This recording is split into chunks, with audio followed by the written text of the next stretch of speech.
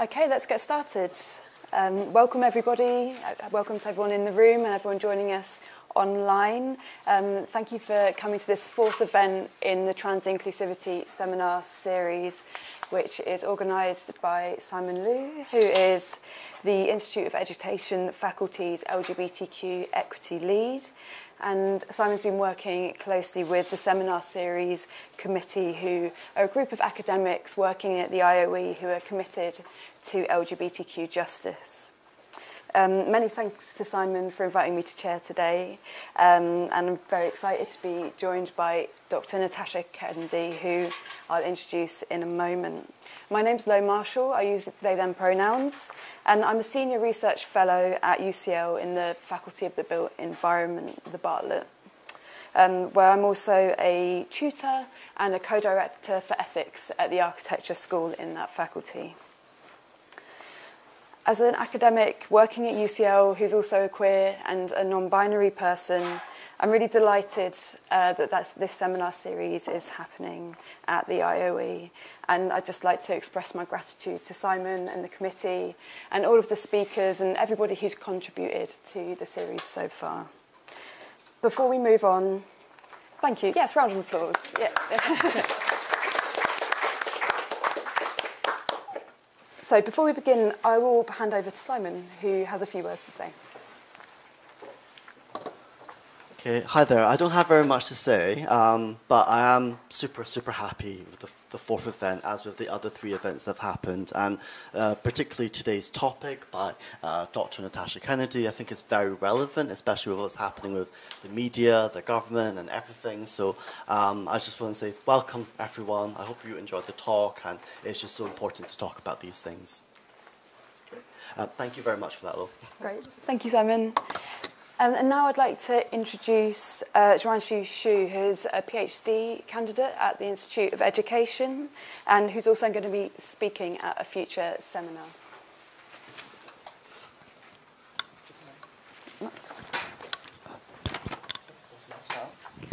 It should be fine. Hi, it's okay. Thank you, Simmons, for organising this amazing seminar series. Just a little talk. Dear guests, colleagues, and comrades, thank you so much for welcoming me to this seminar series. My name is Zhuanshu Xu. I'm a writer and filmmaker, currently a PhD student at the Institute of Education. My research focuses on the political economy of trans lives in mainland China today through a trans master's approach, examining the unwaged labour of trans social reproduction and drawing on insight from China's revolutionary past to forge a vision for the emancipation of trans lives. Here we are, convened on a campus steeped in a disquieting legacy of Francis Galton's eugenicist exemption. William Hoslet, just a year earlier, played host to a telev assembly, a symposium steeped in hatred and resentment. And let us not disregard our university's complicity with the ongoing genocide in occupied Palestine. Today, we are witness to the insidious neoliberalization of our education, the alarming secularization of our campuses, and relentless churning out of a professional managerial class. The sacred chant of academic freedom, so nobly touted, has been used by some, distorted into a weapon of anti-trans ritual. The same camps that stifle pro-Palestinian mobilization and organizing on our campuses at such a lurid juncture, deploying trans and queer narrative to justify the merciless subjugation, slaughter, and devastation by the apartheid regime. The launch of this seminar series is a glimmer of hope, optimism, and hope in this climate. Yet, I implore each of you to seize this moment as more than a mere scholarly gathering. Let this be our clarion call to reclaim our education as a weapon for the precarious, to shatter the fantasy of a bounded campus, to intercept and dismantle the machinery of pinkwashing, to refuse the reduction of intersectionality to a mere instrument in the hands of institutional strategy, and further still, to conjure and foster a pedagogy that transcends the fetters of capital, paving the way for radical hope yet to be concretized. Our quest for trans liberation cannot be an insular endeavor. It must be intertwined with the broader struggle for the self-determination of Palestinian people against the yoke of settler colonialism, and indeed a struggle for liberation of all those trampled beneath the boot of oppression. Until the chains are broken and liberation is achieved, we march on. Thank you in solidarity. Thank you.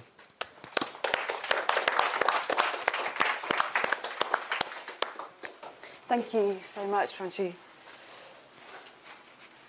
So before I introduce Natasha, I've just got a few announcements. So the kind of usual flight attendant bit, we have an emergency exit at the back there. We're not expecting there to be a fire alarm. So if there is one, we'll be going out that direction. And you can sort of follow the organisers who will help us leave the building through the correct exits. There's an all-gender bathroom on the floor above, I believe. And I think there's one that you would have passed on the way here as well that I believe is gendered. So, you know, please feel free to use what's best for you. And also, Xiaoyan, who's helping us to facilitate the event, will be around to help point you in the right direction if you need them. There's also a water point just outside this door, by the way, if anyone needs to refill a bottle.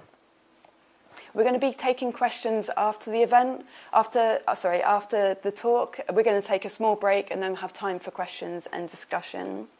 Online participants can submit their questions via Slido. That's slido.com. And if you use the hashtag transphobia, then you'll be able to submit a question that way. If you're in the room and you'd like to ask a question, but you'd prefer to submit it anonymously, you can do that online via Slido in the same way as well. And of course, we're really happy to take your questions in the room. And as you're considering your questions, please note that a real priority for us in this space is to keep conversation respectful and safe for everybody in the room and online. So please bear this in mind when you're formulating your questions.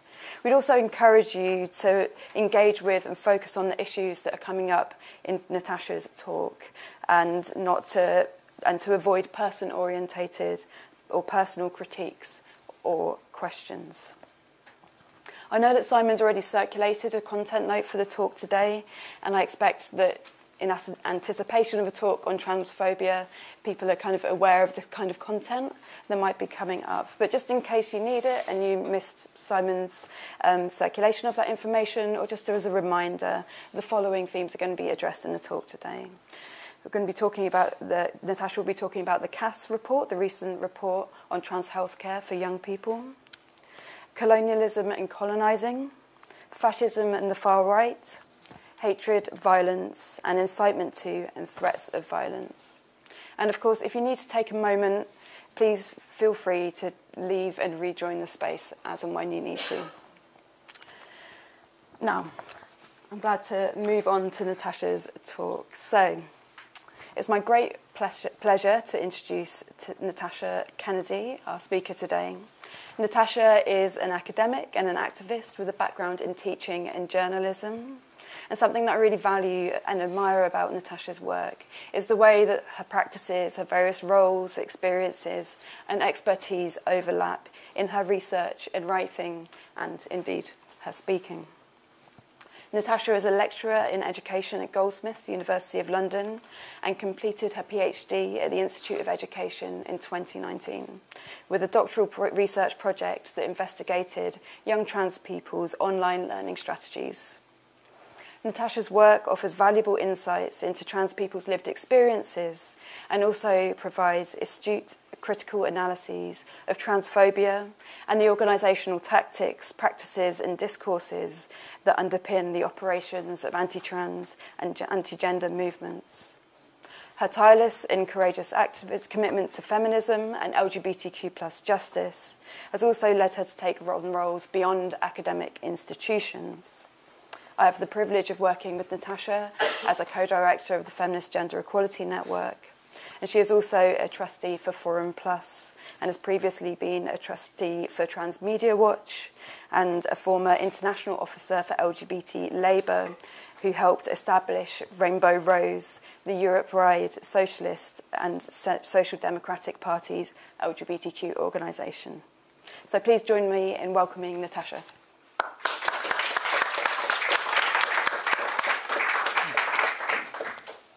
Thank you, Lo. Thank you very much. Okay.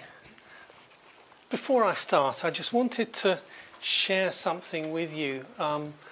Something that the amazing Ros Caveney pointed me in the direction of. One of the things that I think undermines the biodeterminism of the gender critical movement is the fact that trans people have been around for a long time. Now, I could talk about people like Alan Hart, who transitioned about 100 years ago, just over 100 years ago, in the United States, or Pilot Officer Roberta Cowell, who flew submarine hunting raids from Iceland in the first part of the war, and then flew Spitfires over D-Day in 1944, and was eventually shot down and captured and escaped twice, and was about to escape a third time when the war ended. I could talk about those, but I'm not going to. I could talk about some of the archaeological finds about trans people, which I'm told, I'm not an archaeologist, but I'm told would take us back about 9,000 years, 90 centuries. There is archaeological evidence of trans people existing. Now, I'm also told that 9,000 years ago, you could walk from continental Europe to what's now England. You may get your feet wet a little bit crossing the Rhine, I think, but and you would have to walk as well, because the wheel hadn't been invented then, or at least it hadn't been invented strong and light enough to go long distances. Now, again, I'm not going to talk about that. I'm not an archaeologist, and Avery Everhart has suggested that in some instances, trying to gender some bones that are inert, dead, is actually quite a colonising thing to do. But I'm going to start with this. I'm going to go to ancient Mesopotamia and the city of Ur, which those of you who know a bit about the Bible will know it comes in the Bible. 43 centuries ago. And now just to compare, we think of the Romans as ancient history, don't we? Yeah? The Romans were still around 16 centuries ago, so we're talking 43 centuries. Okay, quite a long time ago.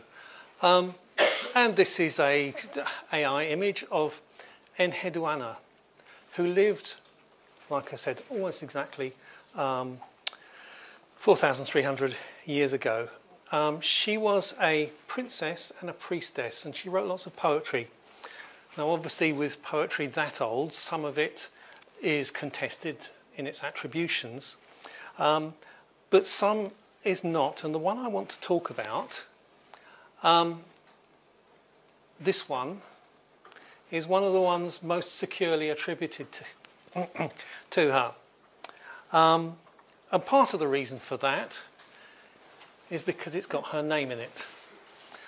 Okay, so it's quite securely attributed. Now, it's a religious poem, and religious poems are often lists. Lists of things which can be attributed, in this case, to the goddess Inanna. So here we are with part of it.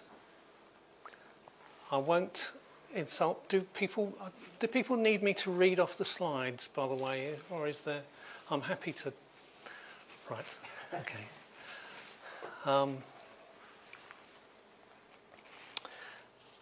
Now, the next slide, the next line after this, gets a little bit more interesting.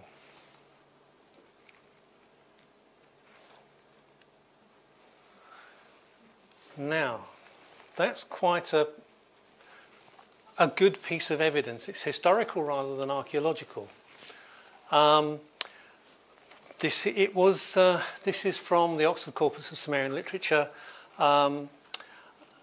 A German scholar called Sophus Heller has just done another translation of all Enheduanna's work and came up with something very, very similar. There's a couple of words difference for translating this line. Now, one of the important things about Enheduanna, who wrote this, isn't just that she wrote it 43 centuries ago,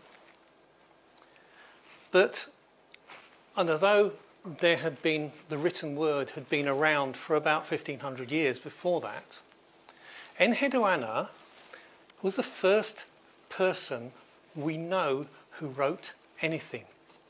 She is literally the first author in the entirety of human history. The entirety of human history. And this is one of the first things she wrote. She mentions trans people. The first person, the first known author in human history mentions trans people. So I'm going to move on to the main part of the talk now. I just wanted to share that with you, and I want to thank the amazing Ros Caveney for sharing it with me. So it's been interesting constructing this this lecture because just about 6 weeks ago, Judith Butler published a really important book, which I would thoroughly encourage people to read. So I needed to read that. I did it in 2 sittings, which must be a record for Judith Butler, I think. And then we've had the Cass report come out as well, which is a strain to read. I've read pretty much all of it. It's a, yeah.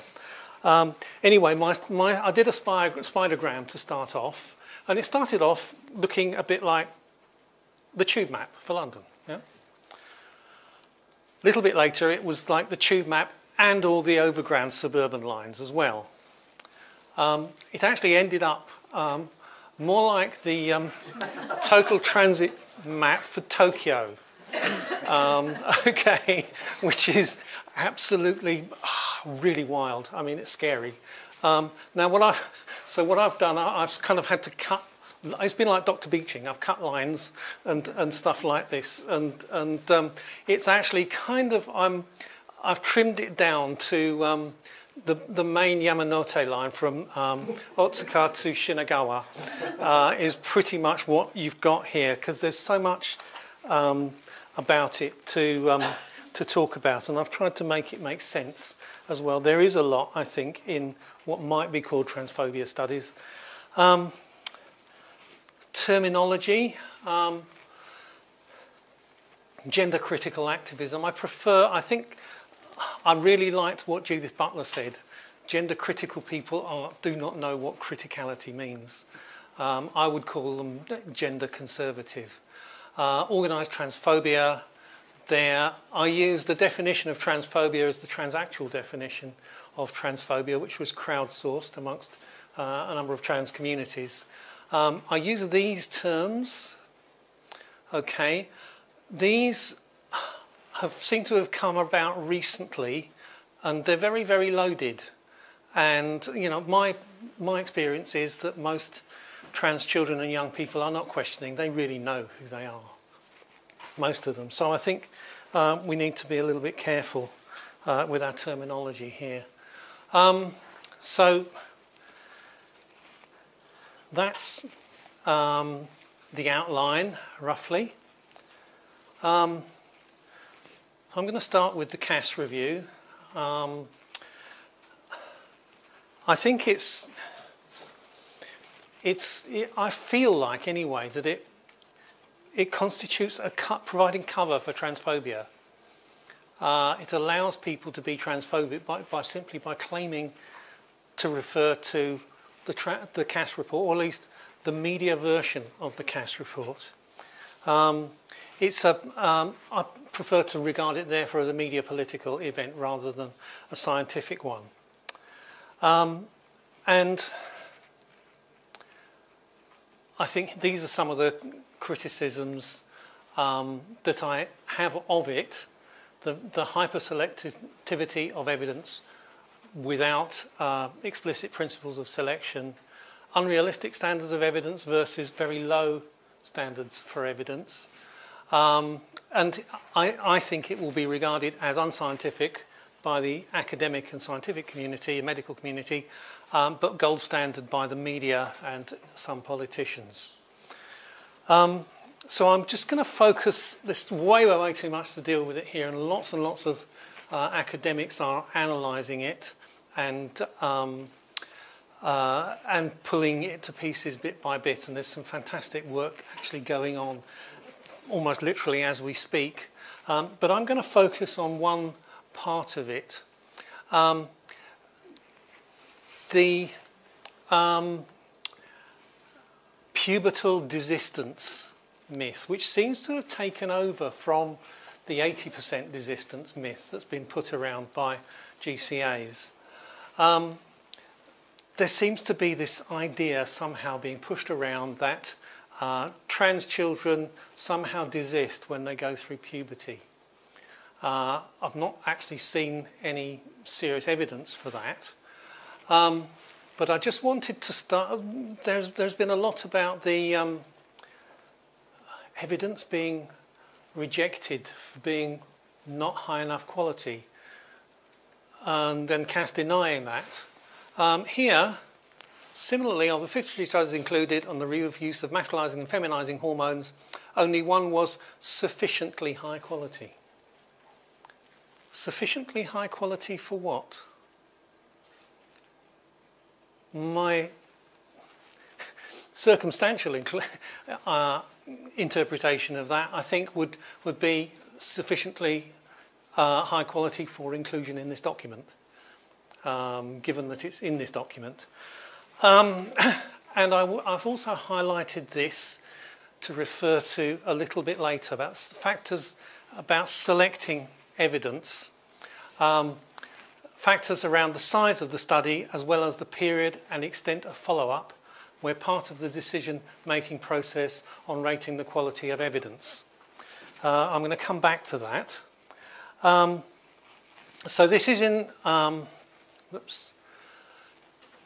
Now, I said this is a media event as well. I want to refer to one of the what I regard as a kind of preparation for this. This is an Observer editorial published on Christmas Eve. And here, a young person's sense of their gender can be, it also means it can't be, possibly, it may not be, in flux until their early 20s, that gender dysphoria often naturally resolves itself through puberty. Now, in my view, that line from that Observer editorial is deliberately dishonest. Okay? The writer has deliberately chosen to put naturally resolves itself as though it's a kind of reference again to the puberty desistance myth or the 80% desistance myth. Yeah?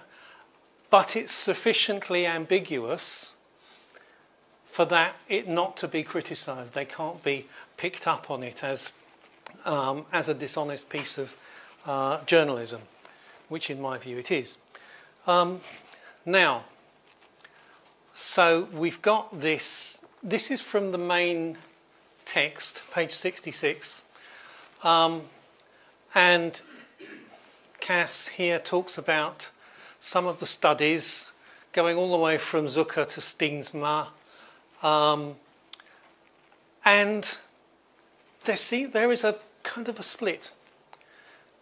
Talking about earlier studies being in the 20th century and later studies being between 2000 and 2012,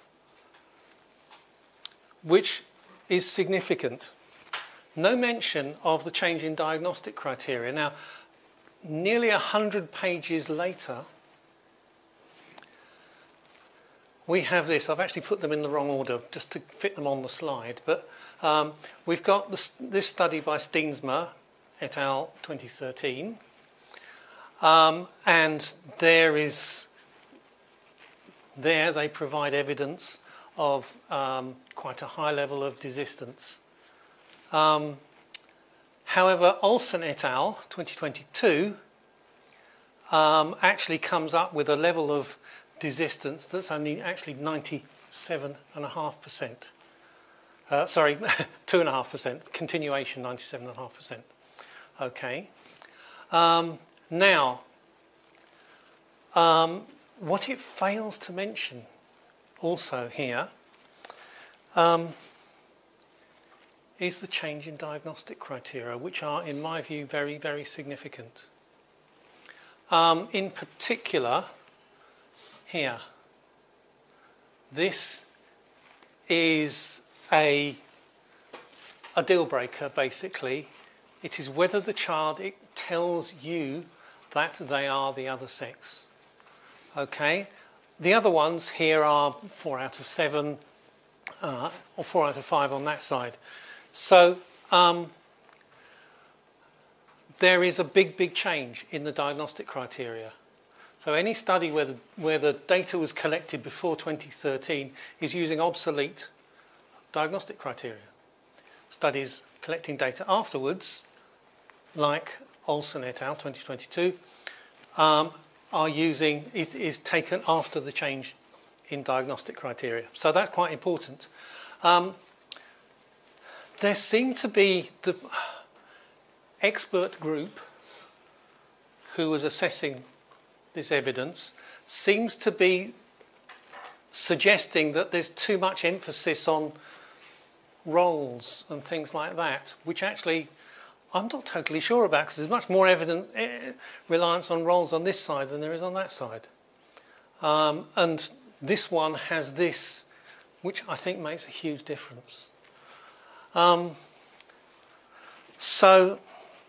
also some of the earlier ones, they talk about intensity. The earlier studies talk about the intensity of gender dysphoria in children and young people.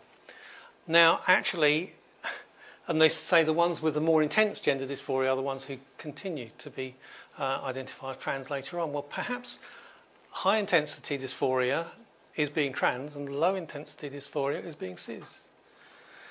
I suspect there are issues there with interpretation. However, Steensma et al., 127 participants, Olsen et al. 317, based on obsolete diagnostic criteria, based on current diagnostic criteria, data from 2012, data from 2017 to 2022, 63% failed to contact. Only one failed to contact, and that person will be in the next round, which will be in next investigation with this cohort in 3 years' time.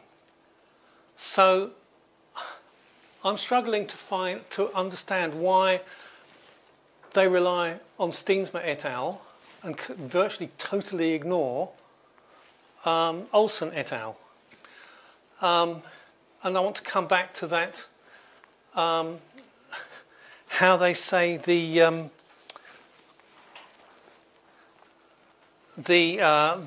selection criteria, very, very vague.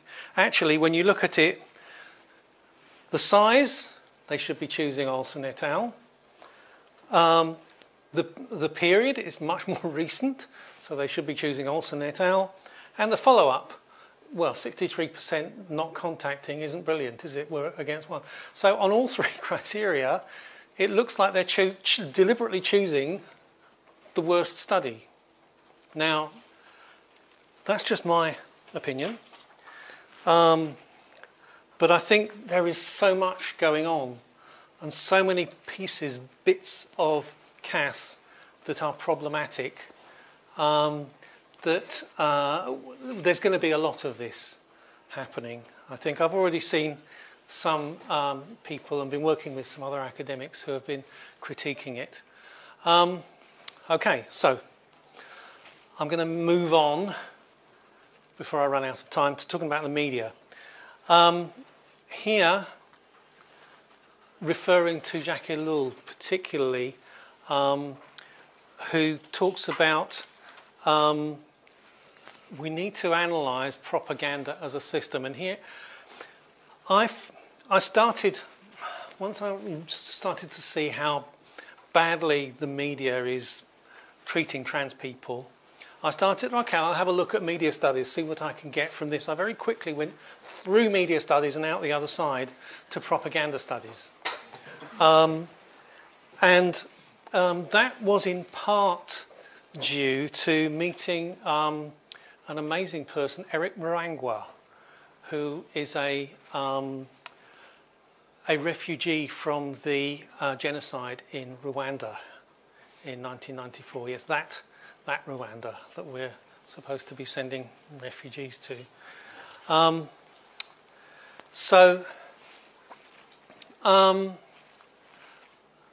According to Marty Davis, there are approximately, in 2023, approximately 18 anti-trans articles published per day, approximately 6,500 over the year. That means almost none written or produced or directed by trans people. Often even no trans or gender diverse person was included, or no opinion was sought from them. Okay. Very regularly you see now debates, on-screen debates about trans people without trans people present. And anti-trans journalists are given the freedom to publish with no response, no comeback, whereas the same is very rarely true from trans people, and particularly trans people criticising GCA is not allowed, or very, very severely restricted. Here, it seems to be normal practice now in broadcast media for, if they want a trans person on to be interviewed, they have to have an anti-trans person. Literally, someone was telling me recently they were going to go on TV, I think it was the BBC, and they couldn't find an anti-trans person at short notice, so they couldn't go on. Yeah, I mean, it is quite literally that biased, that selective. These two pictures sum it up as well. Guess which one got into the media? Yeah? This one, there was another one, I think. There's something going on in Scotland outside a court. And there was another one with 3 people that got into the media as well. 2 big trans prides, massive, record sizes in London and Brighton. Crickets. Yeah? It was, you cannot get more graphic than that. So I call, the best term I can use here, I think, is anti-trans activism in the media. There's a lot of hyper-exclusion of us, production of ignorance and fear-mongering. But also there's this dehumanising of us while anti-trans people are humanised. There was one, I think recently, there were sort of pictures of her in her home and having tea and things like that. And this massive high level of selectivity as well, including a lot of inaccuracy by omission, which ipso seems to, from the communication I've had with them, seems to suggest is actually valid. An example of that is there was an article in the Times someone sent me which talked about the first Keira Bell case where the decision upheld Keira Bell but completely ignored the second one, which completely quashed that. It was as if it didn't exist. I think actually when the second case was concluded, and it was like a complete walkover. It was like 20-0 by half time, to use football parlance. I think it was only reported in a couple of news outlets. The Guardian was one. I'm not sure the Independent and maybe the BBC were others, but it was really not reported very well. So, I think there are some big issues with the media, and I can't see too many easy ways to sort it out. Going back to this quote from the Guardian editorial again, there has been a lot about young trans people in the Guardian, as there has been with other news outlets. In my opinion, these studies, up-to-date studies about desistant stroke continuation rates or similar, need to be foregrounded in every article about trans children. Yeah, because if they don't, then they're giving a misleading view. I mean, I think there was one article, there were like 5 or 6 young people interviewed, and like 2 were desisting and 3 were continuing, and 1 had decided to go from binary to non-binary or something like that. And it gives a completely false impression of the situation. A tiny number of children and young people stop being trans, and an even tinier number of adults stop being trans.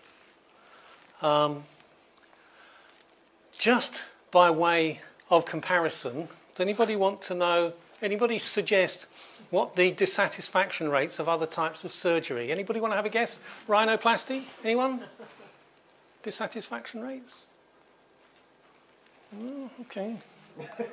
16.4%. Hip replacement? 20. A bit lower, actually. Oh, wow. Actually, they're very coy about this one. I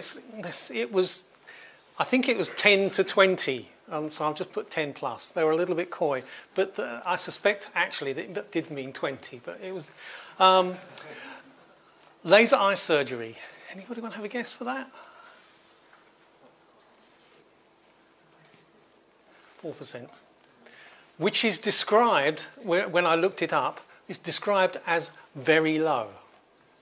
Okay? Trans regret being 1% or less is a quarter of that. Okay? So I think there's a lot of avoiding the statistics, a lot of excluding the statistics. This is what I was talking about with exclusionism here. There's the average surgical dissatisfaction rate. Here again, these are searches I did. News searches. The gender critical teacher in Swindon who lost his employment tribunal, and the where Cass did an interview with the Kite Trust and basically said a lot of the things that she had said seemed to be coming over or being reported about the Cass review. She was saying the opposite. I searched several times. The only report I could find about that in news media was the Los Angeles Blade. Nothing at all in the UK. That's how the media operates, which is scary. Hopefully some of you will have read my article about mirror propaganda in Open Democracy. Again, here we have multiple accusations of silencing. The reality is simply that we don't have the power to silence. Yeah? No media editors, very few journalists, no trans VCs or provosts, no trans, it should be ECHR, yes, commissioners, very few trans professors. We're systematically excluded from the media and from decision-making spaces where our lives are being decided. Now, this is important because we are constantly told we are silencing gender-critical activists. This is also, some of you may remember this was the section of Judith Butler's interview in The Guardian in September 2021, which was taken down It's literally censored by The Guardian. Now, that's bad enough. And I think this is particularly important because it criticises GCAs. Okay? And I think they don't want us in the media, but they particularly don't want us to criticise GCAs. One of the most important, significant things, though, about this is this one. This was not reported anywhere. None of the other media reported The Guardian censoring Judith Butler. Now, you would have thought, I know, you don't have to read very much to know that papers like the Daily Mail really like having a go at The Guardian, don't they? Yeah, they like to find a way of criticising The Guardian. They're absolute crickets. Crickets mixed with tumbleweed this time, okay? It was not, sorry, MSM, mainstream media, for those who... now, this, I think, is evidence of a system there, a systematic exclusion throughout mainstream media. It's not just a one-off. It's not just people not platforming trans people. There is a systematic exclusion. And actually, we do get sometimes in mainstream media, but it tends to be just at that time when there's something big about trans in the news. So just after Cass publication, just after the Brianna Ghey trial, things like that, when people would expect to hear from trans non-binary people. The rest of the time, nothing. And I think that's quite important. So exclusionism, particularly media exclusionism, in my view, is fundamental to the way GCA operates. It's not a byproduct, it's not something that just happened, it is fundamental. And I've put that cartoon by Katie Montgomery there. She is amazing at taking down GCA rhetoric and things like that. And I don't think GCA stand much of a chance with her. She's very, very good, very sharp. But I think there, the part of this exclusionism is to protect their narratives. Yeah, they cannot stand up to criticism. But also it's an internal protection to protect their own group from internal dissent, I think, to keep the cult, if you like, going. It enables also the dehumanisation and humanisation of transphobes. It normalises exclusion, and it produces it enables affective rhetoric, such as fear-mongering. And this is not unimportant as well. It maintains it maintains trans people as an issue, which can be got back to again and again and again and again. It can be reused. If they allowed too many trans people to speak in the media, then the issue would start to become resolved, and it would cease to be an asset that they can go back to any time. Yeah, so the media kind of keeps it moving along but never resolves it, because it gives journalists something to refer to when they can't think of anything else.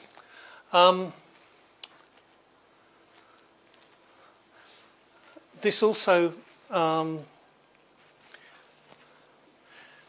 they develop particular authority strategies here, tacit and explicit. So kind of acknowledged by the media, there's this misappropriation of suffragette iconography like colours, trying to speak in high status locations like Oxford or Cambridge, avoiding publishing in journals where people like me might review them. things like standing for elections. I've seen them standing for elections in things like unions without actually making their GCA affiliations explicit. And AstroTurf, that's a really big one. There are so many bots and socks out there. It keeps me doing hide and block a lot, actually, but it's worth it. I feel fulfilled sometimes when I've blocked a lot. More explicitly, they use impressive sounding named organisations. In my view, they misuse academic statuses, doctor and professor, when they are actually writing quite a long way outside their specialism. Alliance with governmental organisations, which these days seem to have been compromised. And there's a lot of plausible deniability in what they do and their rhetoric. Okay, some analysis, again, going back to Jacques Ellul, the systemic nature of this. It is quite obviously functioning as a system. Now this is interesting. I don't know if any of you have come across Stafford Beer. The Posiwid. The purpose of a system is what it does. Okay. So if we look at media as a system, then the purpose is what that media is doing. The purpose of that media. So what is the media doing to trans people? Here we are, all of these.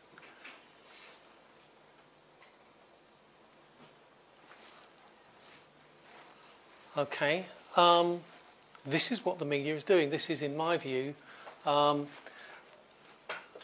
system. This is how it is working. False consensus and pluralistic ignorance is very interesting because by doing this systematically all the time, 18 plus articles a day, I think it's up to more than that now in 2024, it's producing a false consensus. It's making people believe that everyone thinks trans people are horrible. And pluralistic ignorance means it's kind of like you automatically, when you engage with someone you don't know, you're automatically thinking, well, actually, this person is probably going to be transphobic. When actually, in my experience, it very, very rarely happens. Actually, I got misgendered a few months ago. It was in a local shop. And convenient local shop, because it's on the way home from the station. I was a bit miffed. Because apart from GCAs online and stuff, I very, very, very rarely get misgendered. So I remember it. And this one, well, eventually I needed to go back there again. Okay, I'm going to go back. And there were a couple of cis women in front of me. And he misgendered them as well. He's only got one gender, I think. He literally calls everybody sir. Yeah. So this is yeah. Sometimes so he wasn't really misgendering me, I guess. I suspect it's the product of doing a really boring job with Magic FM on all the time, all day, or something like that. You know. But we've had this, the GCA is trying to build up a trans-exclusionary lesbian club somewhere in London. Well, somebody opened up a trans-inclusionary lesbian night, we've got a bar at least, in Hackney, and it's so popular, look, that it's just everybody spilling out onto the street, there's not enough room indoors.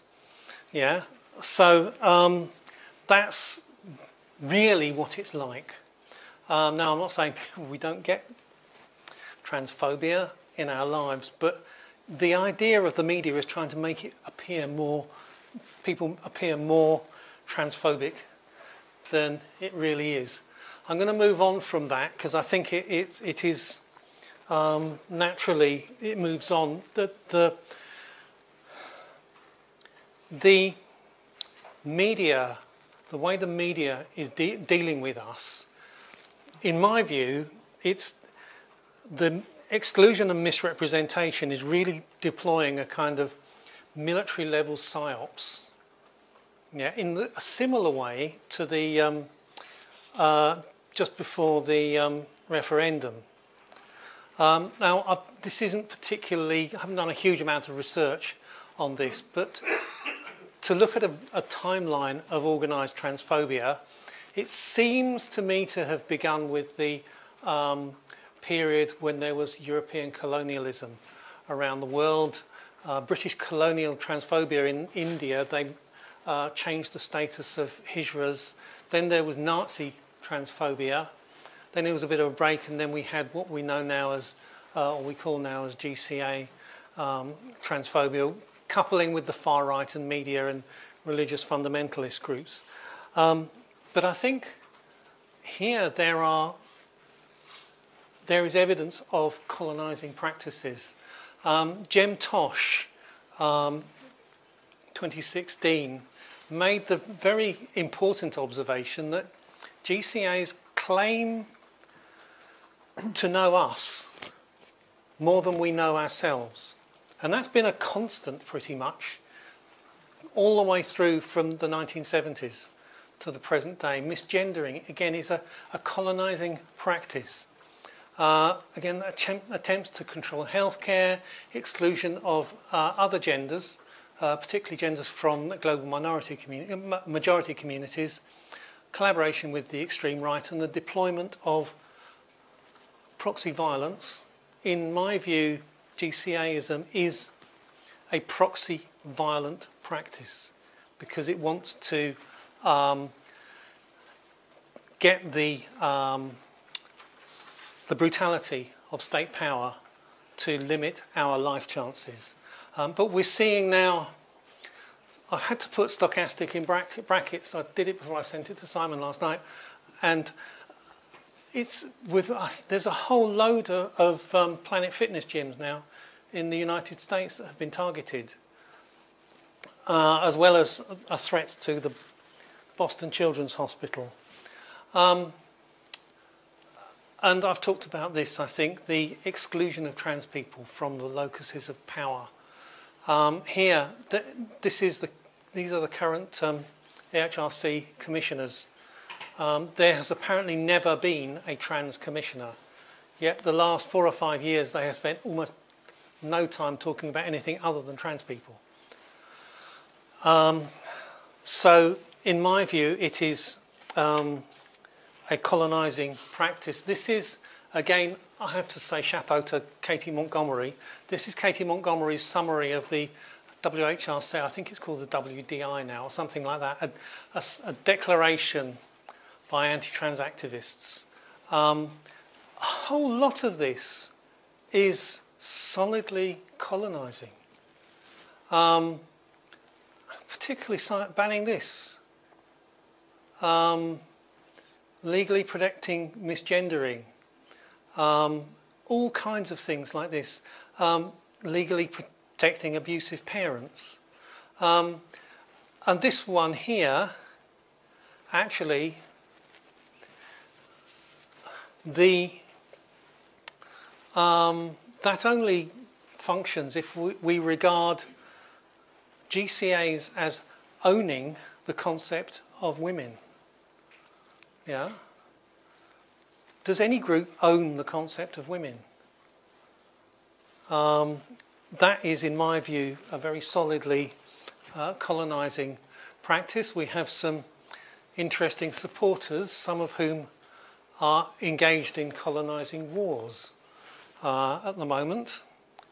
The next one, I'm putting a trigger warning. It's not violence, but there are people advocating violence. So I won't read off the slide, but if you want to hide your eyes, then please do. It's going to come, I'll count 5 and then go past it, okay?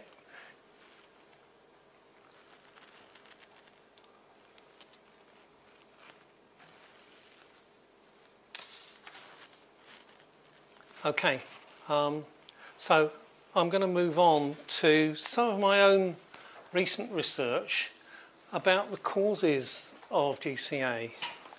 Now, there are multiple theories here. Internalised transphobia, that's probably particularly for those GCSAs who are themselves trans. Potentially an attraction to trans people. There's a very high... Cis women search trans porn a whole lot more than cis men, apparently. As Phipps and Olufemi have been talking about, protection of the white cis middle-class women's position within feminism, elements of classism and racism, including carceral rhetoric, projection of a fear of cis men, a preference for authoritarianism. I particularly like the recent, a couple of years old now, paper published by Alyosha Tudor on white distraction. I would recommend anybody read that. General ick. I think a lot of people just find us icky. My recent research talks about fragility. Now I've got to exit here because the video didn't work. So I'm going to play this excerpt. What are you? I'm no one. I want what I'm supposed to want, I wear what I'm supposed to wear, and I work what I'm supposed to work. I stand for nothing. I've never fought in a war, and I probably won't ever have to, because the next one's going to kill us all. I can buy things I can't afford, which means they're never really mine. I don't live.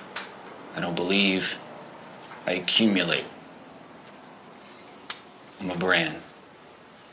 A middle-class white guy. But you're who you are, even though the price you pay for it is being disinvited from the rest of the world. I'm the one playing dress-up. Is it wrong to want to be with one of the few people in the world who isn't? To have one person in my life who I know is real?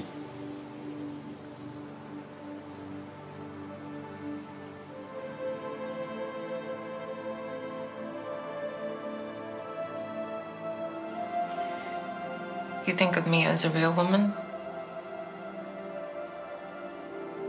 You'd be crazy to choose this life if you didn't have to. Oops. There's this feeling from this about authenticity, how Angel here is authentic. You are who you are, even though the price you pay for it is being disinvited from the rest of the world. You'd be crazy to choose this life if you didn't have to. Now, I started to analyse this. This was one of the episodes that was very definitely written by Janet Mock. I started to analyse this with a number of other things using social activity method. And I looked at, rather than looking at identity, I started to look at identification as a process. So you've got here the mode of acquisition of an identity. I've divided into passive or active. And then the level of institutionalisation, that's regularity of practice. So something strongly institutionalised is very regular. Something that's weakly institutionalised is very non-regular. And the two I'm going to talk about here are these two, conforming and asserting. Now, Stan is very much conforming. Yeah? A passive acquisition and a strong institutionalisation of his identity. He said it's almost so much that he's a brand. Yeah. Whereas Angel's identification is active, but it's in a weakly institutionalised identity. She's a trans woman of colour. I'm going to have to, whoops, sorry, wrong direction.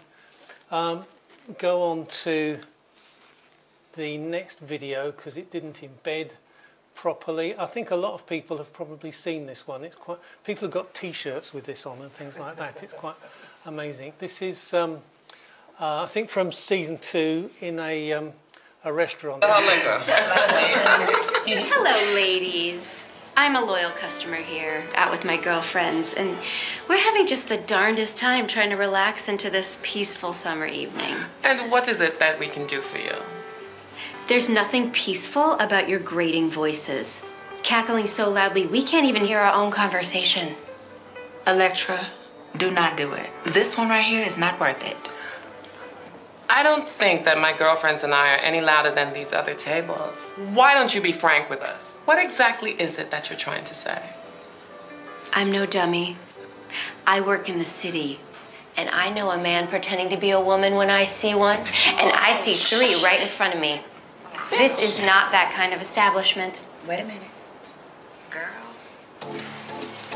God may have blessed you with Barbies, a backyard with a pony in it, a boyfriend named Jake, and an unwanted pregnancy that your father paid to terminate so you could go to college and major in being a basic bitch. None of these things make you a woman. Clear your throat. Lubricate. Read that bitch. Your uniform of ill-fitting J.Crew culottes, fake pearls, and 50-cent scrunchies cannot conceal the fact that you do not know who you are. I know our presence threatens you. We fought for our place at this table, and that has made us stronger than you will ever be.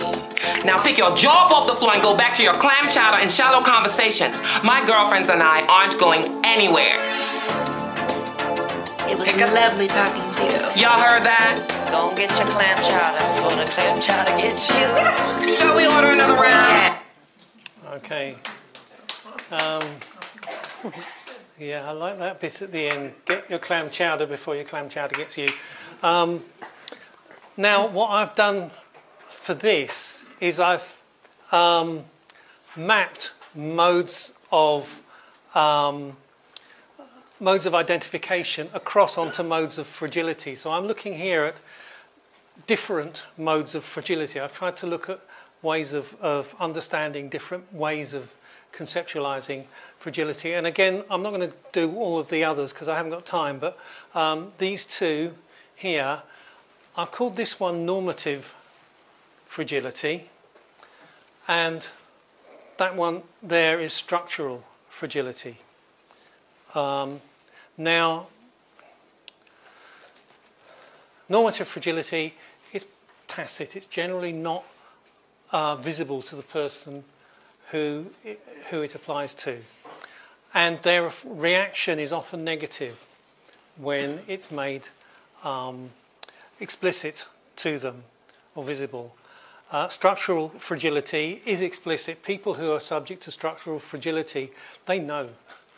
It's visible all the time. It's the economic and social exclusion, threats of violence, things like that. But these people can be a threat to those, or a perceived threat at least, to people with normative fragility. And so I've looked at this a bit more, and you actually start to think, well, actually the current round of organised transphobia seems to have developed in tandem with neoliberalism. And I think part of this is what I call the neoliberal paradox, where neoliberalism tells us we're supposed to be individuals, but actually neoliberalism packages this up into very, very non-individual groups to sell things to us, to organise the population. So there's this feeling of needing to be an individual, but actually we're in a society that that doesn't allow that disappoints. Okay, so I'm going to move on to ask a question now. Does GCA rhetoric constitute an ideology? There's been a lot of claims that their rhetoric does, but I want to refer back to this paper produced by Carol Riddell. It's one of the first critiques of Raymond, published in 1980. And here, she uses this formal model of scholarship which enables her not to present her emotions clearly. And Carol Riddell suggested that she actually experiences hatred and fear when thinking about transsexuals. Now, it's this concealment of affect, concealment of hatred, which I've taken from this. I think Carol Riddell's response to Raymond is actually underrated. I think it's a very, very astute piece of early anti-transphobia scholarship, if you like. So what is it then? My suggestion at the moment is that GCA is actually a pretext rather than an ideology. A pretext for hatred. Pretext. Pre to come in front of, text what is being communicated. So it's there in front of what the actual text is. GCAs actually experience an affective hatred of trans people, but they need to have something to protect themselves from. They can't just say, we hate trans people, we should ban them all and kill them all or whatever. They need to have a justification for that. They cannot express it. So the pretext is therefore a veneer of excuses or alibis to cover the real meaning of what they really believe. And I think the best way to visualise it potentially is to think of it as an anti-room. That's anti with an E, not I. Okay. So you need to go into the anti-room to get to the main room. Now, these are some of the pretexts which we know already that are used in GCA rhetoric. They are in that anti-room, but they are not part of what's in the main room. Okay. So, what's the function of a pretextual narrative? I think it has to be said that just because someone describes something as an ideology does not mean that it necessarily is. I think we need to have a discussion on what constitutes an ideology. And it performs these functions. Probably firstly self-delusion, a cover for hatred, a rhetorical device, a distractor, as Alyosha Tudor suggests, and an authority strategy, as I have talked about. Some conclusions. So I'm nearly finished, I'm not going to go over too much.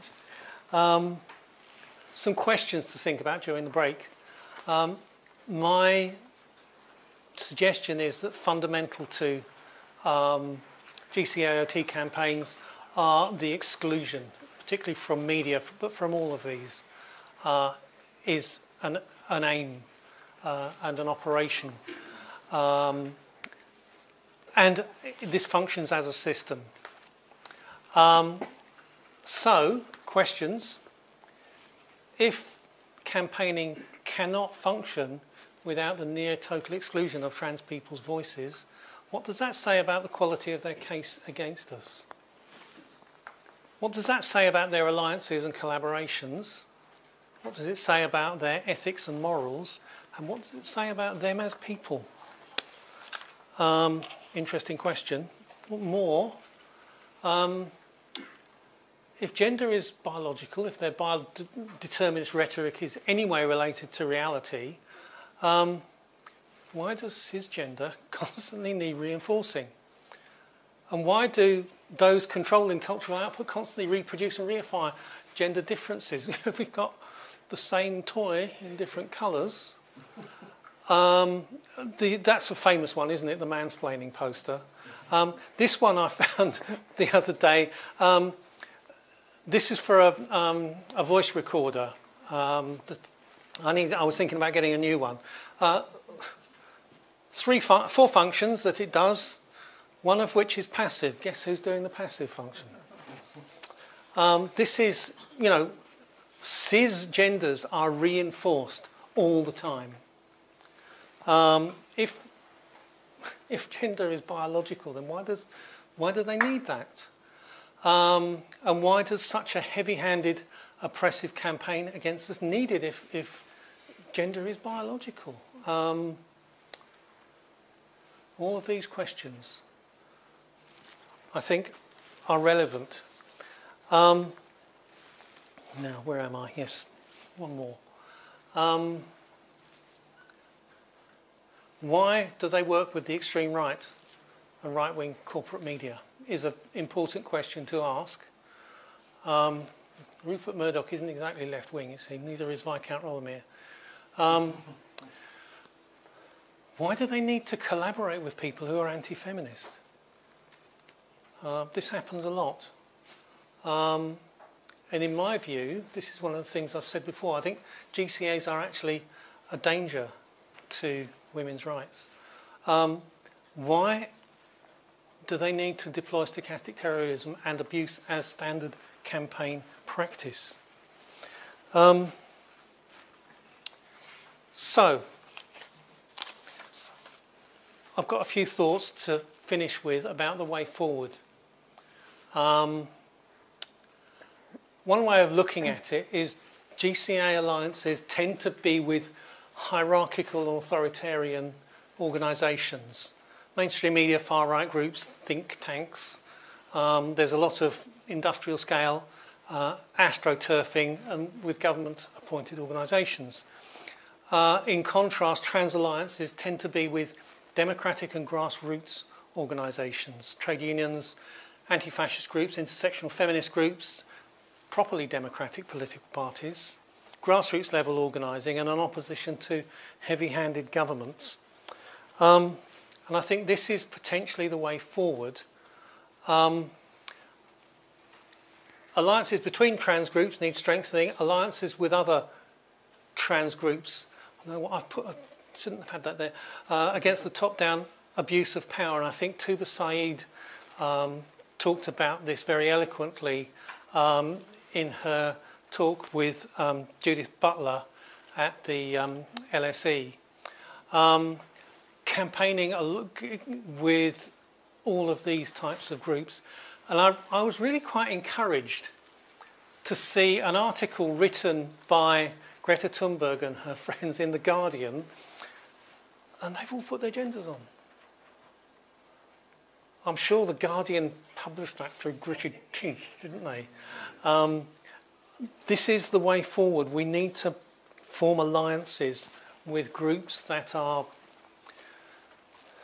grassroots, democratic, working against the main structures of power.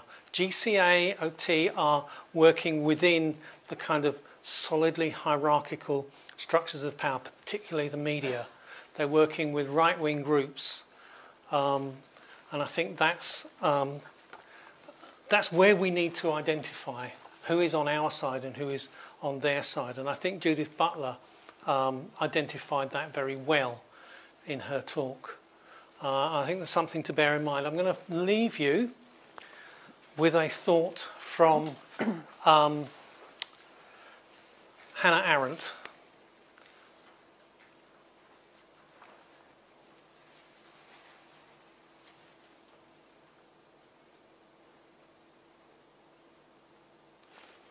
Hopefully that's an uplifting thought to finish with.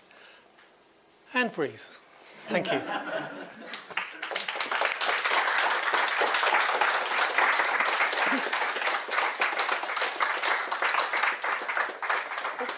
That's all right, you can stay there. What's that? You've earned a rest, it's okay. It's okay. Thank you so much, Natasha, for a really rich and thought-provoking talk. I'm going to suggest that we take 10 minutes to have a breather, use the bathroom, grab some water if you need to. And also in that time, I'd encourage you to have a chat to the people next to you, the people around you, and think about some questions that you might like to ask Natasha when we come back. Just a reminder, as I noted before, please keep those questions focused on the issues that are discussed in the talk rather than any kind of personal critiques or personal questions, intrusive questions. And folks online, as I said earlier, you can start submitting your questions on Slido now or later. That's slido.com, and you can access it through the hashtag transphobia. Great, let's take 10. I'll see you back here at 5 to 4. Thanks. So let's move into the Q&A and discussion part of this session. We've got about 35 minutes for this, so I'm sure we can cover a lot in that time. Thank you again, Natasha, for your wonderful talk. Because we're doing this hybrid today, we're going to alternate between questions that come from the room and from online. It should go without saying, but I'm going to say it anyway. Of course, we won't tolerate any abuse, harassment, or personal attacks of any kind. And if those kinds of comments or questions come through, of course, Natasha has our full support in refusing to answer them. Would anybody like to kick us off? Yes, the person in the glasses, you had your hand up first. Oh, apologies. There's a mic coming around as well. I forgot to name. Mine is a comment followed by a question, actually. I really enjoyed your talk. I think that the element of talking about transphobia as a colonizing enterprise sits a little bit uncomfortable with me, but I'm a queer person of color, direct, result of colonization processes. So I would like a little bit, it's more like I would like to sit and unpack that very well. But I'm thinking about, you seem to propose as a way forward to continue staying with the more marginal groups that have political power. You talk about, joining grassroots groups and so where does, okay, my caveat first, I am a researcher in visual cultures and intersectional studies, so I come from the media propaganda side of what you were talking about. And I find it very interesting because one of the things that we historically talk about in terms of propaganda is the disruptive activism.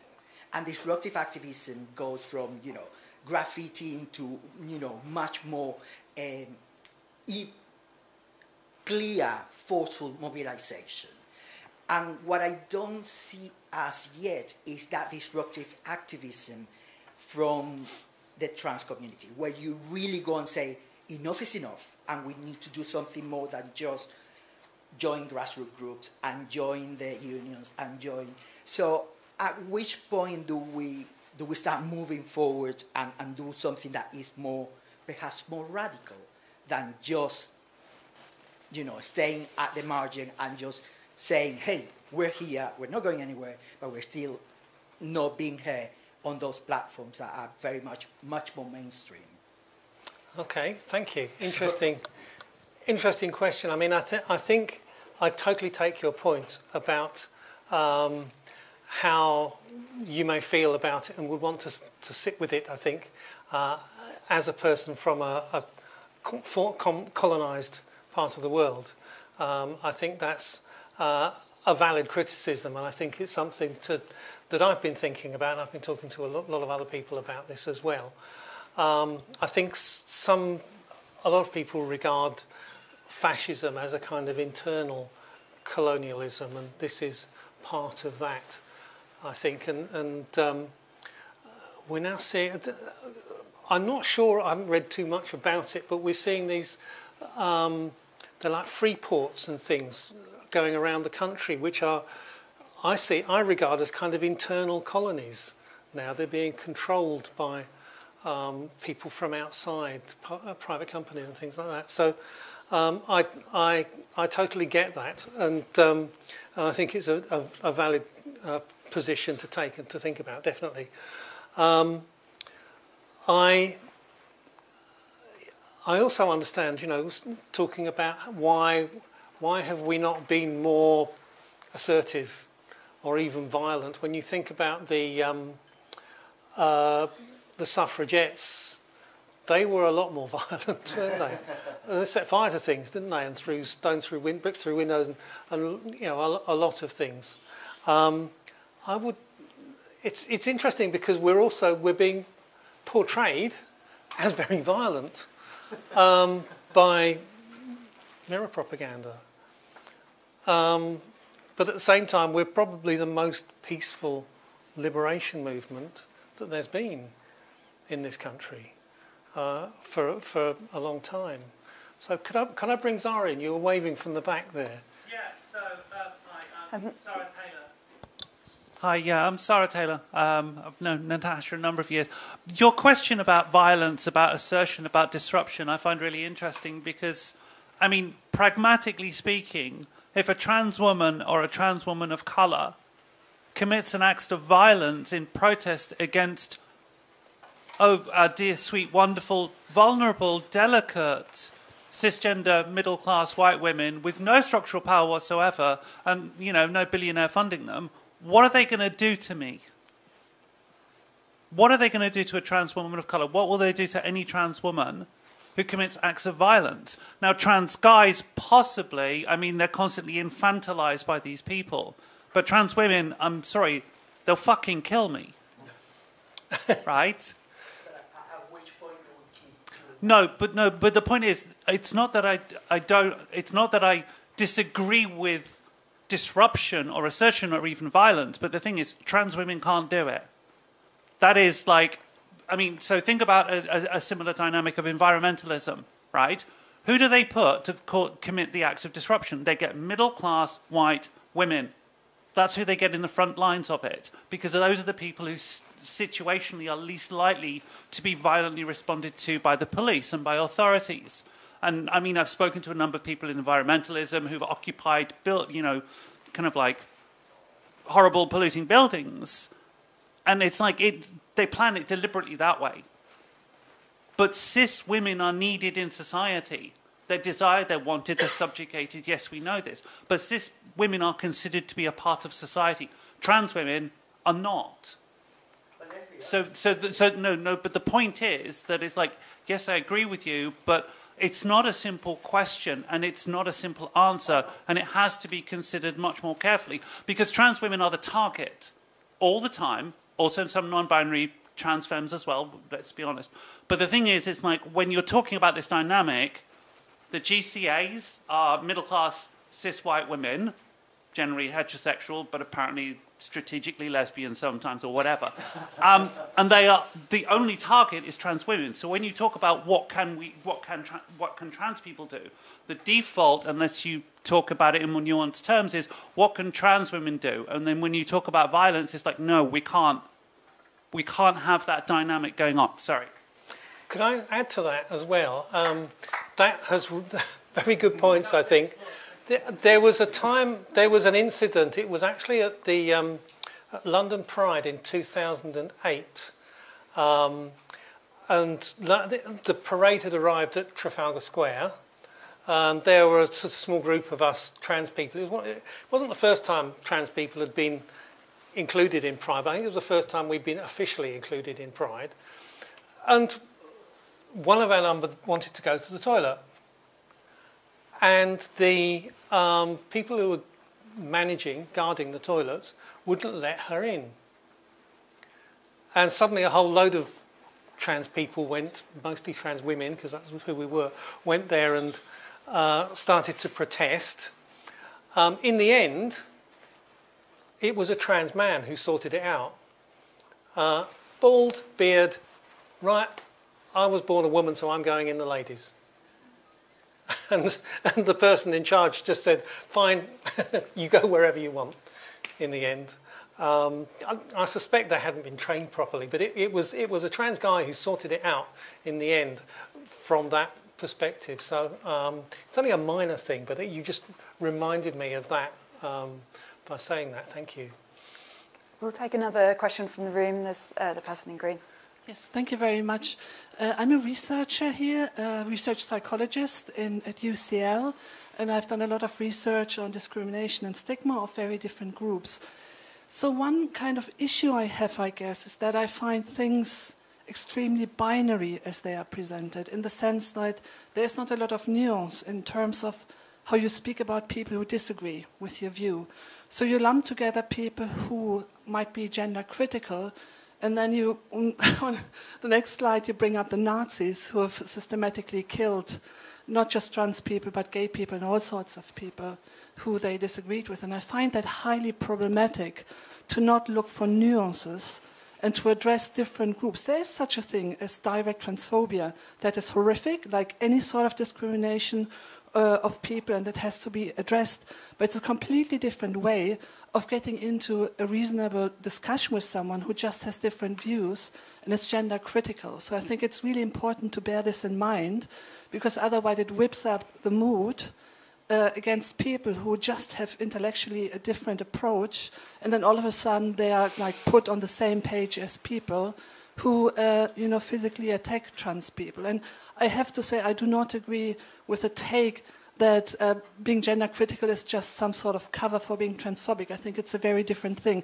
It would be like, just to give a analogy, if like someone criticizes Israel, that's not just an excuse for being anti-Semitic. I mean, for some people it might be, but I think you can't use this blank judgment.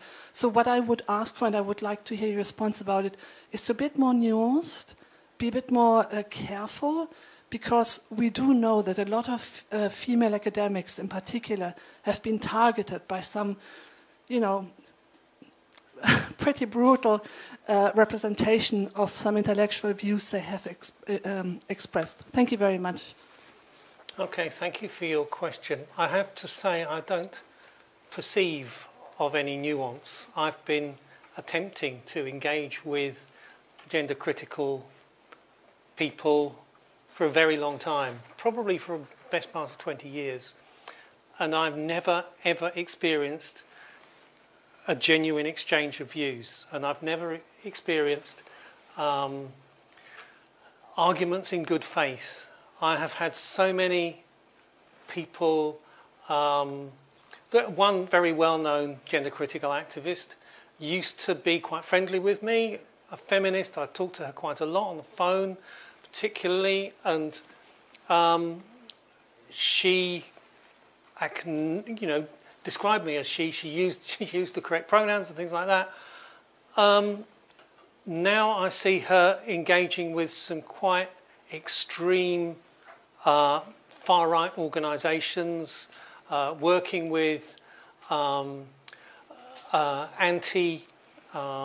anti-abortion groups in the United States, and I see a lot of these organisations accepting these GCA organisations accepting money that is effectively opaque. I don't see much accountability there. Now, when you have opaque funding, for me that means far-right funding. So I don't see any nuance at all. I don't see any nuance, and I think it depends on your definition of transphobia. And as I said, the definition of transphobia that I use is the transactual definition of transphobia, and the first part of that is campaigning against trans people's human rights. Yeah. Now, I don't see any difference between academic, feminist, gender-critical activists and the far right. They are both trying to take my rights away. They are both, in my view, violent. Maybe some are proxy violent rather than actual violent. But I think there isn't, again, from my point of view, there is no nuance. I don't see the debate. There isn't a debate. There's no. I've exhausted all means of entering into a debate with these groups, and I've literally only ever found them to be arguing in bad faith, and deploying all kinds of rhetorical strategies, like changing the subject, like Gish Gallops and things like that. So I don't, in my opinion, then there has never been any nuance, and these groups are still allied with groups on the far right. They still get money from groups on the far right. They still get power. Some of the court cases are funded by opaque funds. Huge amounts of money for some of these court cases. Where does that money come from? I don't see any nuance there at all. It's just the same, almost the same as the extreme right, but with polite language. For me, it doesn't make any difference. It really, really does not make any difference. It's all part of one system. And some of these people are quite happy to be published in extreme right-wing newspapers, the Telegraph, the Spectator, Unheard, places like that. They are, you know, they are. It's not just our exclusion. It's these people are being published and using polite language. In some cases, using language that doesn't talk about us explicitly, but is obviously referring to us. Carefully phrased language, but I don't see any nuance at all there. I don't see there any. From my point of view, there is no difference, and I'm not just saying that as a rhetorical question. They want to take my rights away. And as we saw with the WDC list of objectives, where are we? That Katie Montgomery came up with. Where is it? Here we are. This one. This is particularly this one. Where's the nuance? What is wrong?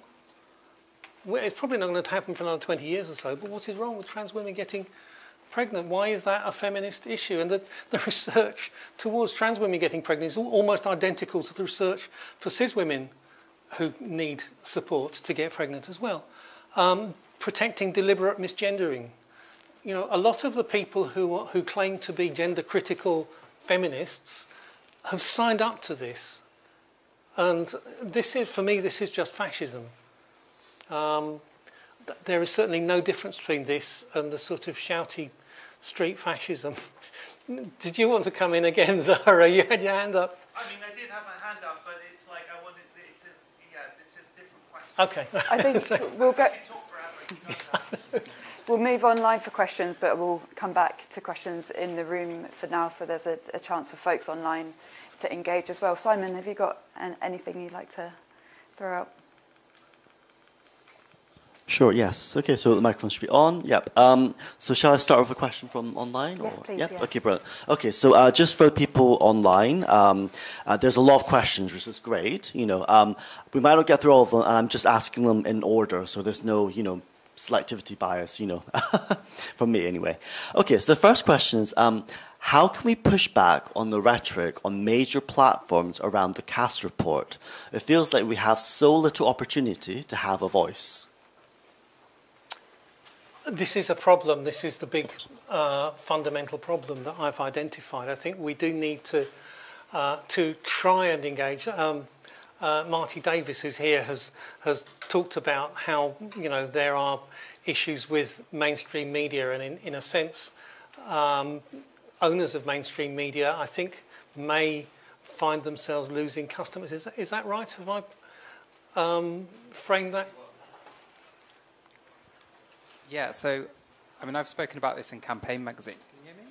Yeah. Yes. So, I mean, 50% of the news media is funded by advertising. So I write for Campaign magazine, and it's a focus on advertising and marketing. Yeah. And so I think what we see, and I thought it was interesting when you were saying before, Natasha, about kind of the focus of, you know, the ick factor, which was interesting, is the media want stories that are quick. They want them to be sensationalized. They want them to be negative. They want them to be icky. Preferably, like, you not have much information about that to combat it, because it's all stuff that drives your attention. It's all about driving your attention. It's the attention economy, right? And so then when you have, so you naturally, just because the model of the economy is driven towards types of content like that, we're going to see an uptick in that type of content because that is where what's being incentivized by ad revenue. So we need to disrupt that economic model and make it so that we're not incentivizing that type of media. And we're just really ripe for it as trans people because we're a tiny portion of the population. We are unusual to most people's eyes, so we drive attention. There's not much information about us, so you can sensationalize us quite easily. So we're just one of the many communities, actually, that you are seeing that we get an increase of disinformation, misinformation about. And, you know, the self-regulation is just not there in the way. You know, we talked about IPSO, like you said. So, yeah, this is what's happening. It's like, what I focus on is how do we disrupt that model and try to rally business to care about this and to change that economic model. Is that what you wanted me to speak to? Yeah, yes, thank you. Yes. That was very, very useful. I think. I mean, I see. I don't know exactly the figures, but I see that a lot of mainstream media getting much less traction amongst younger people. I don't know whether that is the case, but people are not buying newspapers in the volume that they were before. People are going to alternative media and social media to get their news, although some of that is reshared by, from mainstream media. I think that, as I was showing with that letter from Greta Thunberg and her friends, that younger people, I don't want to completely stereotype this, but younger people are much more accepting and inclusive. Now, I also think we have something quite rare coming up in the next few years. We have a kind of demographic turning point. The big kind of 1945 to 1950 baby boom, the one that went really peak like that, they are reaching now average life expectancy. I think they will reach it in around 2028. So that demographic, which is generally more right-wing, more of them voted for Brexit and things like that, is leaving us. At the same time, we're going to get in 2026, we're going to get the 2008 baby boom coming through. We'll start to come to university, we'll be able to vote and things like that. So we're getting a double effect that is producing a bit of a demographic change. And I think, actually, if you talk about the Labour Party, have come out with some quite ridiculous comments recently. There was one Labour MP saying that trans people are silencing people and controlling the debate. The Labour Party is going to have to realise that the electorate is actually going to move to the left between the coming election and the 2029 election. And I think that will mean, potentially, if it doesn't move to the left itself, it will potentially start to lose votes to parties like the Green Party and a potential new party run by people such as, I've forgotten her name now, the challenger to Wes Streeting in Ilford North. Anyway, and some of the other left-wing potential challenges. So I think there is going to be a bit of a realignment. The people who Labour is trying to rely on now for votes will be much smaller in number in the future, and there'll be more younger people who are much more accepting. Actually, as an aside to this, by 2030, it's likely that that demographic of people, 2029 actually, not 2030, the demographic of people who are under 30 will be around 90% opposed to Brexit and want to rejoin. and none of them will have voted leave, not one of them. So that, from that point of view, Brexit is unsustainable, and I think that will have knock-on effects on other policies as well. So I don't like to say we're going to have to wait, but and I think we should still push for things, because obviously GCAs are campaigning still to take our rights away, and that will have a knock-on effect we do need to resist. But I think we need to start picking who we work with. So yes, does that answer it? I don't know.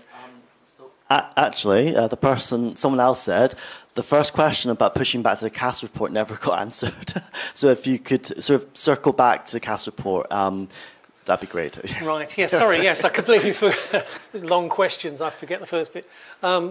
Yes, I mean, there are quite a lot of academics now working on completely deconstructing the Cass report. I'm going to try and, the part that I did, I'm probably going to put that in as part of that. Potentially thinking of even putting together either a book or an edition of a journal with a lot of these in, because there's a lot of different people with different types of experience who are critiquing Cass. And I think it needs to be that kind of very, very detailed criticism. I think, like I said, the media will love it, academia, scientists, medics will not.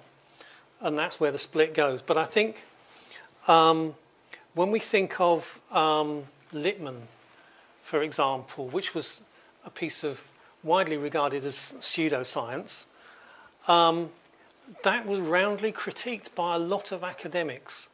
One of my publications included there, and I think we have to rely on academics with specialisms in these areas to formulate and put together serious critiques. Those critiques won't, I mean, they won't get in the Times, well, they're all on the BBC, but they will get around, and people will start to be able to formulate critiques in other areas. I mean, I almost suggested that the Cass Review could actually be almost a one-stop shop for postgraduate methodology courses. Okay, let's see what we can do to, what mistakes has the Cass Review made. It's kind of, there's so much in it. I think in the short term it's going to be like a Gish Gallop with just so much aimed at us. But I think in the long term, it's already falling apart. It's already coming to pieces. I think it's very much up to academics, researchers, but also I would say activist researchers as well. There's some good activist researchers out there contributing to this. And I think we need to get everybody together and make this critique more visible. Okay, so we've got just over 5 minutes left, so I'm going to suggest that we do a bit of a speed round on questions if we can. Let's take one more from online and then we'll come back into the room and we'll get to these two questions. Yep, that's fine. So I'll just take the next question in the order. So this one is, there's a weaponization of the legal system. Even threats of action are enough to have some organizations folding. Is there advice on how to support organizations to stand up? Just very quickly, maybe we need to get a fund together. It's a pity Joe Morm isn't here anymore. He was sitting at the back of the head of Good Law Project. He's helped quite a lot in some areas, but I think it may be we need to start working on some kind of legal defence fund so that when groups are threatened, and these are normally slaps, they're not strategic litigation against public participation.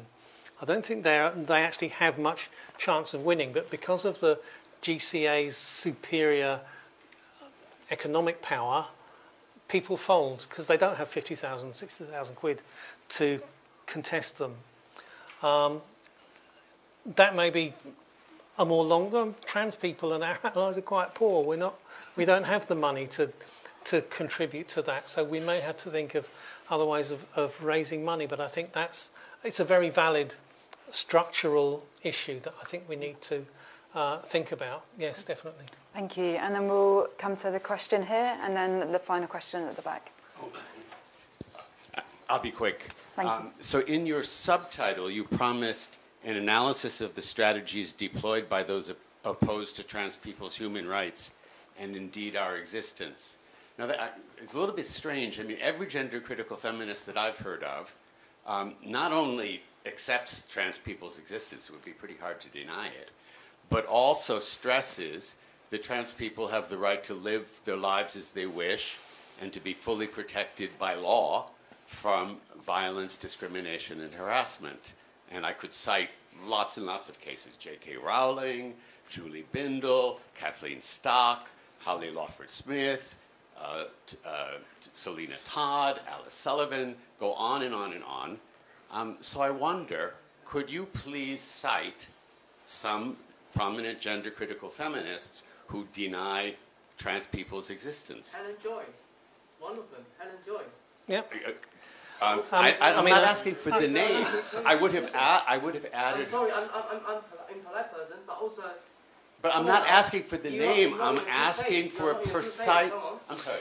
Please, can I at least one thing. I'm asking for a precise citation of words. You've attributed a lot of things in your talk to gender-critical. I'm sorry. You really aren't willing to listen to one sentence of mine? You've made a lot of attributions to gender-critical feminists, but you haven't cited the words of a single one. Okay, I'm not going to cite a single one because of what Zara has said, that I will likely be sued. That's one of the ways I have constructed this. Be sued by quoting somebody else's words? Somebody. I constantly quote people's words.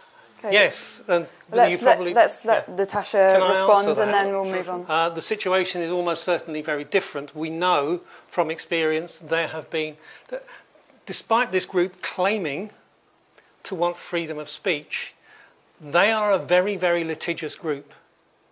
And I'm not going to start citing people about that. So I'm being very, very careful about that. What I often, hang on, excuse me, can I answer without being interrupted? Thank you. Yeah. I mean, we get little enough time. We get 18 articles a day about us in the media, and we probably don't even get the chance to have 18 articles a year from us. So can you listen to us for a change? All right? When I see these, I acknowledge trans existence, I believe they should have rights, and all that sort of thing, in almost the next sentence or somewhere else in what they're saying, they want to take rights away. That is, in my view, transphobic. They try and suggest that we don't have rights, that we do have rights and we shouldn't have them taken away, and taking these rights away won't harm us. Sorry, I don't. There are plenty of people campaigning, for example, to deny us access to the toilets that we need to use. As an example for this, there are plenty of people campaigning to prevent trans children and young trans people from socially transitioning. All right? That is harmful. Trans children know who they are. Preventing them from transitioning, it's been shown again by Christina Olson-Kennedy et al. That they know who they are and that their stress levels are reduced greatly when they are allowed to socially transition in school. We've all heard of Myers minority stress. Well, that is a feature for trans people as well, for trans children. Once you actually acknowledge and treat trans children as the gender they claim to be, that reduces to almost only just above the level of equivalent cis people. Now, I don't go around reading loads and loads of anti-trans material. I have read an article which critiques it recently, and basically, you look through that, and one of these critiques is basically it kind of hems gradually trans people in until we're kind of in this tiny, tiny little box. So I don't accept that there is any difference, again, between these people and some of the more apparently right-wing, hardline transphobes. Not at all. They just use more polite and careful language. Thank you. Would you mind passing the microphone so we can take the final question from the back there?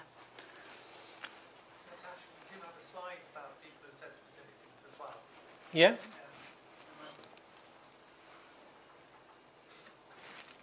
Which one? It's the newspaper articles.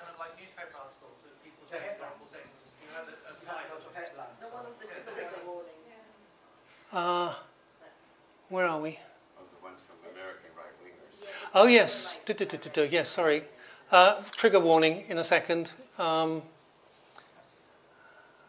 you're down for... Missed it. Yeah. Thank you for reminding me of that. Now, a lot of these laws that have been brought in some of the right-wing Republican states have actually had gender-critical people going over and helping them to do this. Okay?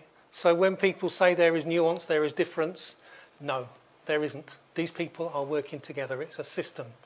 And there is no nuance. There is no... I'm going to stop there. Thank you. Okay, we'll take two questions. So do you have one there? I'm really sorry for interrupting. I just it's more actually like an answer to some of the points that you've made. So I think the thing with sort of denying the existence of trans people, I think we need to consider like the existence, like more than just like the literal physical existence, although that is certainly also a part of it, because even if not every person with gender critical views actually are that extreme, but there are certainly, there's a rise of the far right in the West in recent years, and a lot of these people really do physically want to eradicate us. But also, I think generally the gender critical ideology, even if they don't literally want to physically eliminate us, they certainly want to culturally eliminate us. So it's like, to borrow like an analogy from the, like the era of colonialism, genocide in that sense is not just the physical elimination of like, indigenous and non-Western peoples. It's also like the erasure of their culture. So it's like, if you're, you may not actually wish any direct physical harm to trans person, but basically your end game, like your ultimate goal, is you basically want us to detransition. You want us to, physically still exist, in the most basic of physical sense, but as a human being, like in a cultural sense, you want trans people to go back to conforming to the, to sort of like the binary system according to their assigned gender, according to whichever sex they were assigned at birth. So that for us, for trans people, that is erasing our existence, because there's more to existence than just like the physical existence of the animal self, like just being a like organism that can take in nutrition and breathe.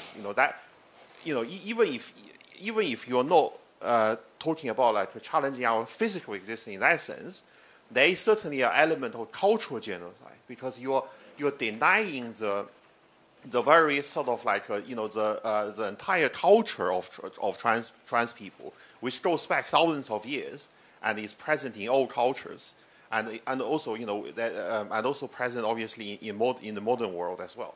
So I think cultural genocide is also a form of trying to erase our existence. So it's not just the physical. Although the physical, as you can see, there is the far right element as well, which maybe some of them they might be against you as well, but they are certainly taking this like opportunity to push their own agenda. And the rise in transphobia is very much linked to the rise in the far right in many Western countries in recent years, like in Europe, in many European countries, in the US, and so forth, and also in the UK as well. Yeah. So anyway, sorry, I just wanted to answer to some of their points. Thank you for that. Thank you. Thank you for your comment. Thank you. And I want to point out this here, Nebraska, banning gender-affirming care and abortion at the same time. This is why, when I wrote that article about mirror propaganda, it wasn't just to talk about the mirror propaganda of them claiming us were silencing them, well, they're really silencing us. It was actually, they are claiming to be speaking for women, where actually they are endangering women. Okay, that's my perspective, because of the way they are collaborating with the extreme right. Sorry, Sarah. Thank you. So I want to come back to kind of your talk and talk about this idea of ideology. Now, I briefly kind of like mentioned to Natasha earlier that I'm going to disagree with you about kind of like the system, the techniques that are used. I believe it is an ideology, but the thing is that I think that the hatred of trans people is just a symptom of the ideology, but not the ideology itself. I mean, because we are simply the latest in a long line of marginalized, discriminated against groups of people. I mean, and we've seen this repeated throughout. We saw it 20, 30, 40, 50 years ago with gay guys. You know, kind of like the same techniques, the same othering, the same demonization systems, the same people doing it. Middle class white women. Yeah. We saw it in the 1890s through to the 1920s through the 1960s with the targeting of black men, again by cis white women. And the thing is kind of like, and so when I say that kind of like, if you can see the pattern repeating again and again and again, then there must be something more to it. And I suspect that it's linked to this idea of traditionalism. Because the history of white Western traditionalism is the history, at least since the 1760s, of the deliberate construction of a binary of opposition between male and female, rather than a complementary from older kind of like Christian and Islamic text. The binary of opposition that only allows them in opposition, but they are both required and essential for cis women who fear trans women and are disturbed by trans men and are confused by non-binary people. It is a question of they see their structural position being threatened at a systemic level. And we can look at, for example, Gloria Becker, when she writes about white fragility, and when she writes about specifically white feminists and their struggle and their issues and their failures to incorporate black feminism, we can see exactly the same dynamics here, which is, I suspect, is why you talk about cis fragility when you mentioned it earlier. It's like it's the dynamic of white fragility anyway. But I don't think it's helpful. I don't think it's helpful to not identify their position as an ideology. It is a set of practices. When you look at, like, for example, interviews, when you look at people who've left the cult, the culture of it, they do talk about a set of practices. They do talk about a set of requirements, almost cult-like. But that implies an ideology, and I think it would be more helpful to engage with that head-on in the ways in which not just yourself, but all of us consider it. Because the thing is, if you allow it to just be, well, I know gender-critical people, but otherwise they're fine. It's like, yeah, but no, it's actually it's part of an ideology that requires the othering. It requires, it's essentially hate ideology, hate politics. So that was my not question to you. You're welcome. I just wanted the microphone to feel important and special. Okay, we should wrap up in a moment, but have you got a quick response on that? Just a quick response. I would defer to you on that. I still think people don't argue with Zara. But no, actually, I think it's a very good point, and I was largely just raising this as a question. I think there is still an element of pretext in there, and I think it's a lot of the rhetoric needs to be regarded as pretextual. But I think we can have a discussion about this at some point. Yes. La Camionera, wasn't it? I think La Camionera. I think was it. Yeah. Great. Okay. Well, drinks at a lesbian bar sounds like a great point to end on. Thank you so much to everyone for coming, both in person and online. Thank you to Simon and the committee for all their hard work and support with organising the event today.